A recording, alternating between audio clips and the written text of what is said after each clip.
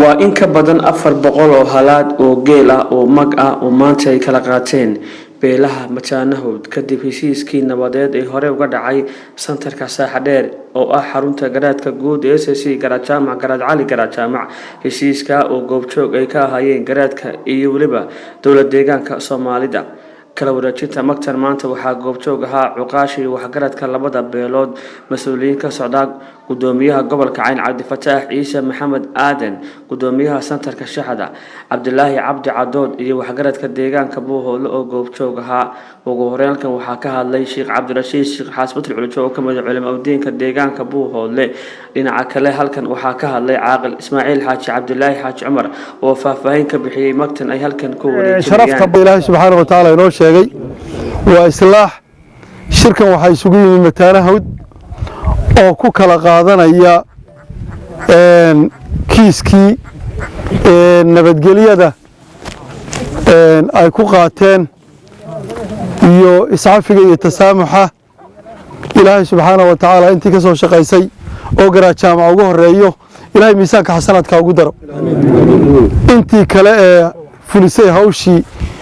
la socotay ee garbaha oo ahayd ee isimadii iyo uqaashi iyo dadkii badnaana Ilaahay miisaanka xasanadka ugu daro barakay labadii daraf ee hawsha qaatay ee ilaa hadda sidii u haya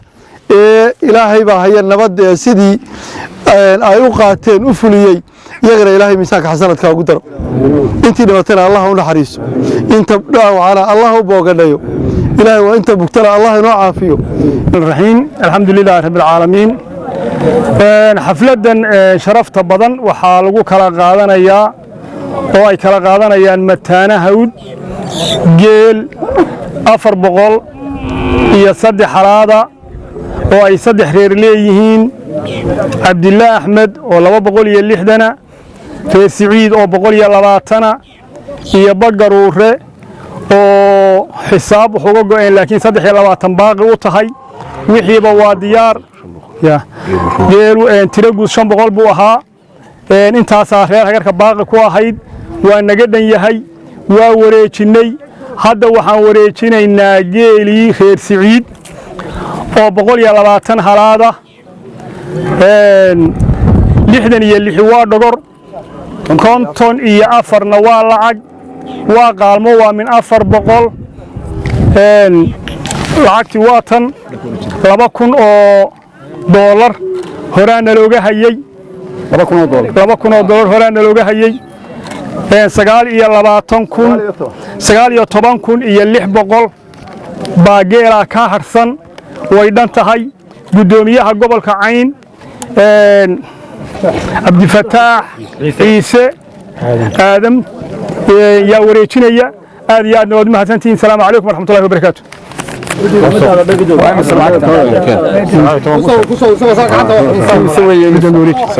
warsama xasan magacaygu weeye taytalkayguna waa nahayaaga waa nah bokoro waa nin reer Siciid sida weeye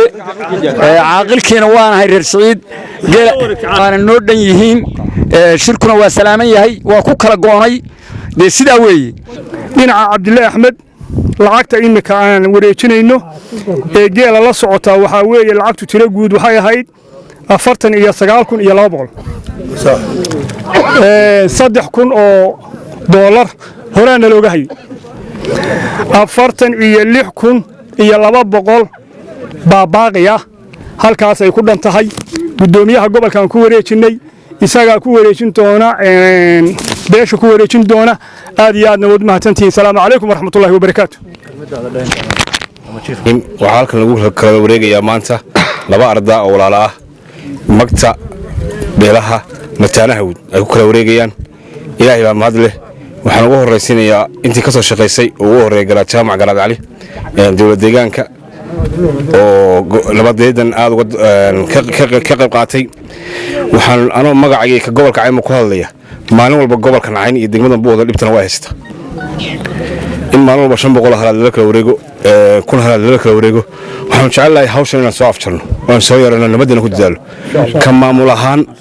anagu boolis baan soo socdo qodoban deegaankana si wacan baan u falgelinayo oo ka wada hadal saldhigii booliskana waa la lisayaa berito iyo asaadan buu noo bilaabanaya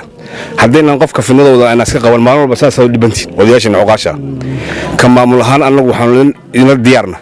inaanu idinla shaqayno oo si wacan idinla shaqayno oo nabadgelyada weliba idinla xoojinno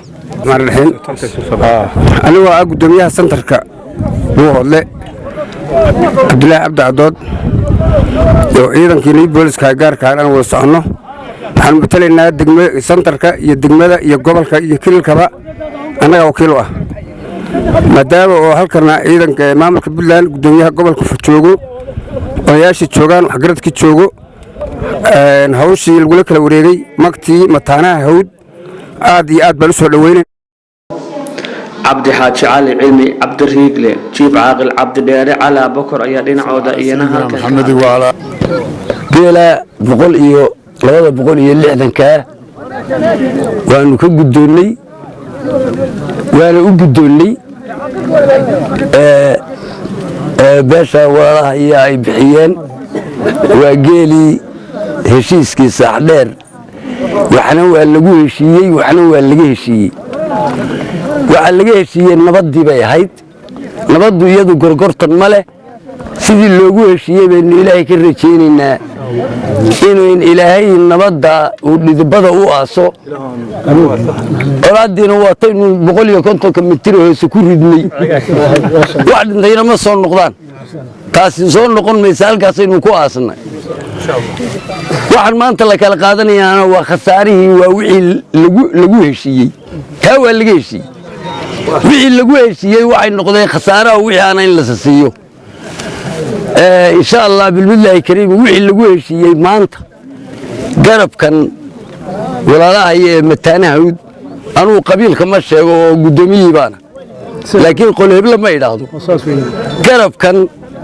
متانة هود حوالي عن ما أنت سوري شيء وحي خسارة اللي قوي شيء ماشى يقر راعي أفرطا بقول يصدع ذا حالات حساب ahaan marka la eego way ka soo dhamaatay miyaa wax kale idinku leeyahay saacdeer miyaa wax idinku leeyahay wixii saacdeer lagu heshiiyey way ka soo dhamaatay mahad leh ilaahay isu keenay ee wixii aynu ku ballannay inoo inshaaray inoo ogolaaday in uu inaga aqbalo ee ay maanta ku dhamaatay alxamdulilaahi rabbil caalamiin شارع مانتا وحو كاني وحي هيا كلها شركي صاحدير اللغو نبضي اللغو حساب تمي إرهاقر وسمريني هياك وسمريي أفر بغولي صد حرادو قدام بيساه كيلي حوليه اللغو لها رهاقر مانتا وو كاني عبد الله أحمد بقر ورّي إيه رير سعيد باودن بيي سيدي اللقوه الشيي ويكدن تاي راقر ومهاتسي وحي إسوقور لابي عن صحافة دلقى شيئينا وانا ما يسرينا وحي اللقوه الشيينا وايدن كديهين أنا نواكو قنعني nabadii baanu ku adkaynay waa ku samiray ballankeenna ahaa waa mahadsantihiin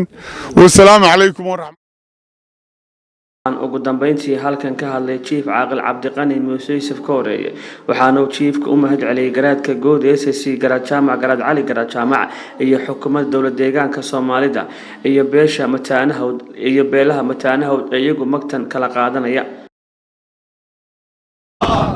waxaa halkan lagu kala wareegay